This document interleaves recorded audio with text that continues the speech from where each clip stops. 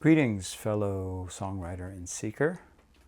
So today let's talk about how you go from having a whole bank of ideas into having real songs and hopefully an album of songs, a repertoire of songs. Well, a lot of people might just sit around and wait for the muse to come and have inspiration dawn on them. And they're going to run to their notepad, grab their guitar, run to the piano, and burst out these songs. Well, sometimes it's like that, but I'd say it's rarer and rarer. And I've noticed as I'm getting older that it's a lot rarer. So it's really now all about having a regular ritual, doing something on a regular basis, so that you really make the time to tweak and fine-tune things. And I think you'll be happy with the results. So this begs the question, how do you do that, right?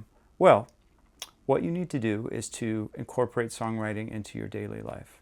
And luckily there's a lot of great advice about that. There's this great book called Atomic Habits that I'm sure many of you are familiar with. If not, I'll put the link in the description for the book. It's a wonderful book that really teaches us how to build habits and also take away bad habits. The first step is really to identify yourself with a habit that you want to incorporate in your life. So if you want to be someone who runs on a regular basis, you start thinking of yourself as, I am a runner. So for us, I am a songwriter. So what that means is I'm going to start doing that as my regular practice. Okay. So once we have that step fulfilled, what we need to do next is to pick a specific time and place. Okay. A lot of people, a big mistake they make is they say, well, I'm going to write songs for 45 minutes a day. But they don't give a specific time and place where they're going to do it. So they don't actually figure out in their head when this is going to happen. And of course, it goes to the wayside. You go through your whole day, life comes flooding in, all the responsibilities come flooding in, all the distractions and problems, and the end of the night comes and you didn't do your 45 minutes. And this happens day after day after day. So we really have to pick a specific time and a place. Another piece of advice that he gives in this book is to do what's called habit stacking. So something you already do in your daily life, you're going to incorporate the songwriting practice into that. Okay. For example, every morning when I get up, I sit down at the table and I drink a cup of coffee. Well, I could easily add songwriting into that habit stack. So as I'm drinking my cup of coffee, I'll have my little book. Let me grab my little songwriting book here. It's my little songwriting book. And I'll look through my lyrics. And maybe even I'll grab my guitar and play through what I have. Okay?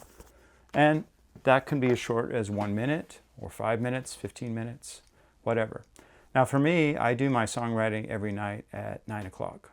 After I put my daughter to bed, I come into the kitchen, I make myself a nice seltzer water, I sit down, and I